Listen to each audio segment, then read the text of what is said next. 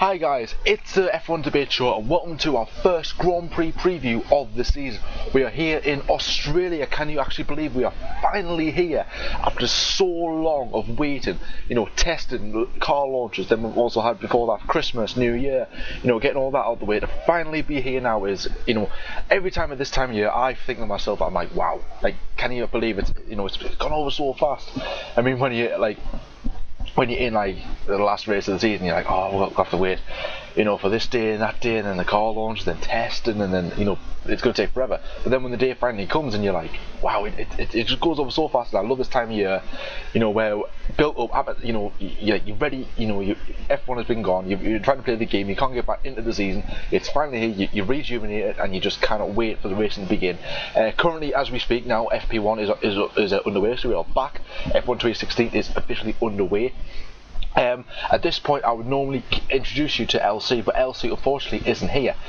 Reason being is because before the recording we were trying to record obviously like we normally do, but unfortunately we had a bit of trouble with the internet connection through Skype, which unfortunately brought us to a conclusion where it was either we leave the preview show and do a review, or let me do it because I'm the one with the recording device.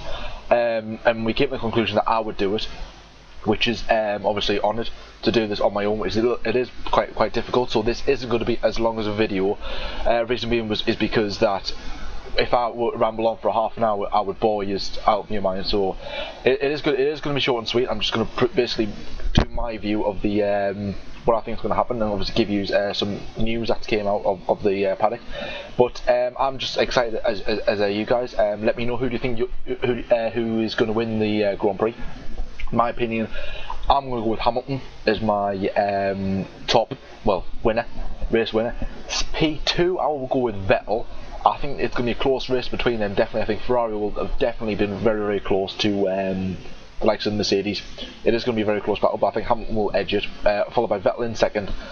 Third place, it could go to literally anybody. I mean, Raikkonen, Bottas, Massa, and Rosberg, and it could be anybody in P3. So I'm going to go with, I would probably at this point Rosberg, because Mercedes do have a reliable and a quick car, whereas Williams is on the pace.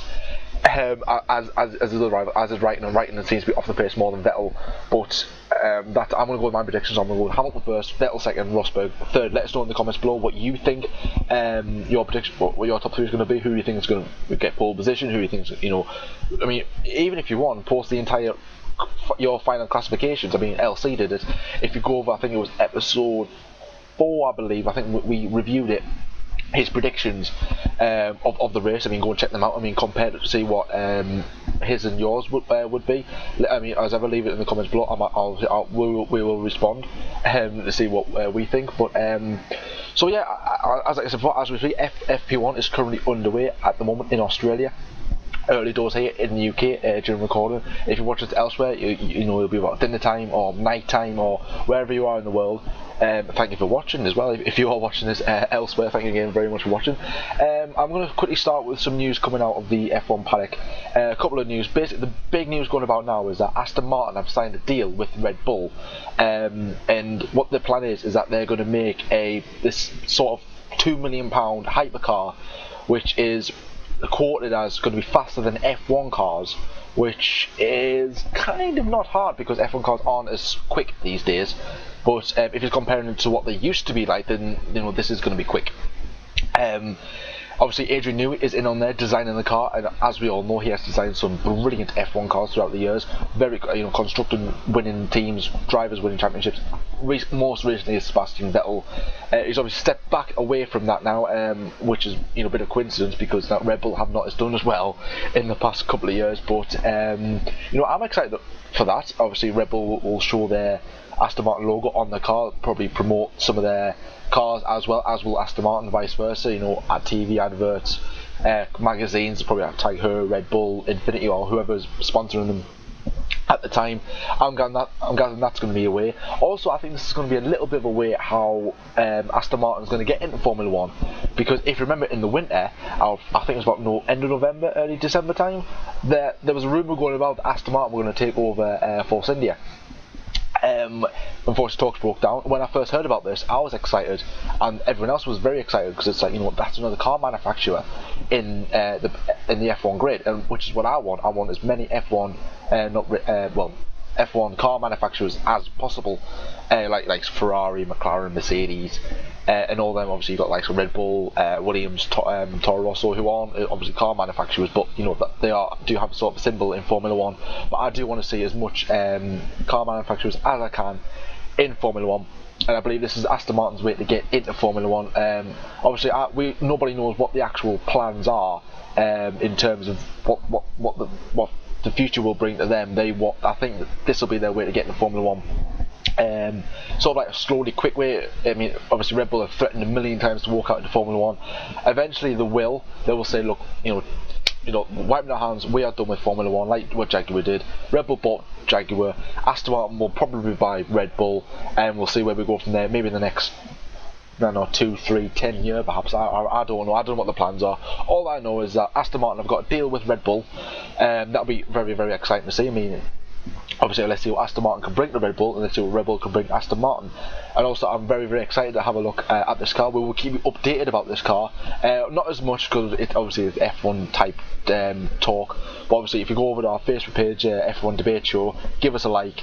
We'll probably post a little update on there, as well as the season, as practice, qualifying, and the race updates all the time. And also on the channel, keep up to date with all the latest news, all the latest race gossip, race reviews, previews, and also some good, funny chat with me and LC. And obviously I want you to join as well, because eventually we do want other people to be on the show, which is something that we are going for the future as well. But anyway, I'm drifting away from the subject. Also, if you've probably seen, Renault obviously have returned back to Formula 1. I think this is their third out in Formula 1. Obviously, I think their last race was obviously 2010. I think that was when Lotus bought a stake in the team.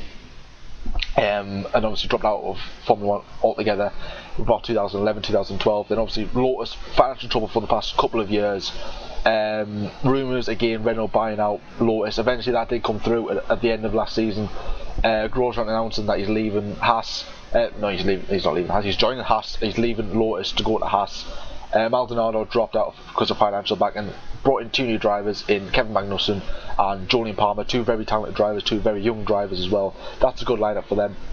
And also, and they've got like a banana typed livery. Obviously, you've probably seen some pictures going about of a banana and Kevin Magnussen with this race suit like unzipped, where it looks a bit like a banana, where funny and all that shit. I think I've seen that like a million times. It was funny the first time, but now it's starting to get like, I've already seen it, so it's not really funny anymore. But yeah, and obviously the way they introduced it was bizarre. I mean, did you see that they were on a surfboard in the lake, and I'm like, if I were the Red Bull, not Red Bull, the Renault boss, I would certainly wouldn't even suggest doing that, because what happens if that thing capsizes? You know what I mean? I mean, what do you do then? You're probably sitting there like millions of dollars and pounds have just, drowned. And I would have been like, well, this is the best start of the season. All these financial troubles, the Enstone team have had, and this is the perfect start of the season. But fortunately, the car didn't capsize. It stayed in there, so I think Renault are going to have a good season because of this. In terms of the livery itself, it doesn't look as yellow as what it was in 2010. I believe it looks more like an off yellow, like a light yellow type of thing, which sounds weird, but if you think about it, like it's almost like a sun has been on it too much, and it's sort of discoloured it. Do you know when like a red goes to like a pink, a blue goes like a sky blue type of thing? It looks more white. That's what it looks like. It looks like it's just been sat in the sun on the windowsill for ages throughout the winter, throughout the summer, and this is the end product. I mean, don't get us wrong, it looks nice. I'm a fan of it. I'm pleased to brought the yellow livery back. I'm pleased I haven't got rid of the black livery, which is a test livery. because it would have been confused with the likes of the McLaren as well, because that's got a very dark colour to it. But also let me know in the comments below what your opinion is on the new Red Bull livery. I keep saying Red Bull for Renault because they both begin with R's. I have to sort that out for the season. God almighty. There's a lot of pressure when you're doing this on your own, because you're trying to constantly think what to see every now and then. Obviously I was talking about Red Bull, and Red Bull is on my mind. Obviously on screen right now is Daniel Ricciardo in Red Bull, so Red Bull's everywhere at the moment, so apologies if I keep saying Red Bull. I will try and keep it right, but anyways, as I said before, Renault, very nice livery. I'm very a big fan of it. And also in terms of, obviously, as I said before, we are finally back in Australia. I'm going to go on the qualifying, because obviously we've got a brand new qualifying setup, knockout stages. Q1, Q2, Q3 is now, not the same as what it was last season. We have explained it already in our previous video. We did explain it briefly. I'm not going to go through it on my own because it's really confusing. It's just basically a knockout phase towards the end of qualifying every session, and that's how it's going to play out. In my opinion, pole position, Hamilton, because Hamilton is just boss at pole position laps, in my opinion. P2 might go to Rosberg, P3 to either Ferrari or maybe even the Williams, in my opinion. I mean, that might not be true. McLaren might get them. McLaren are doing alright. Renault might surprise us all. Haas as well. Depending how, everything goes. Reliability as well on the cars. New start, new season. Everything's brand new. So it will be very exciting to see, but I am looking forward to that. So yeah, I would probably say Hamilton first, Rosberg second, and I would probably go with I'll play it safe and go with Vettel third. I think Vettel will jump Rosberg in the race, as I did make it for that prediction. But yeah, I am going to end that video there. I do apologise if it has been short and it hasn't been much to the point. But obviously I don't want to keep rambling on too much, because this will get boring eventually if you just hear my voice rambling instead of two people discussing it, which is more entertaining for you. So yeah, as I said before, I'm going to wrap it up here. Thank you again very much for watching. Please like the video, subscribe as well. If you're a first time viewer here, please stick around for the course of the season. Don't worry, the videos will get better. I am in the middle of a process of getting a camera where, instead of playing videos in the background, it will be me and LC talking on the camera. I'll put some graphics on so it looks nice and everything. I don't have the much advanced technology, so it won't look as professional as this. I'm hoping to upgrade it eventually, but that is the plan so far. We are going to release a what is the F1 debate show video. That's going to be probably our next video throughout the weekend, if possible, if we do have time to record.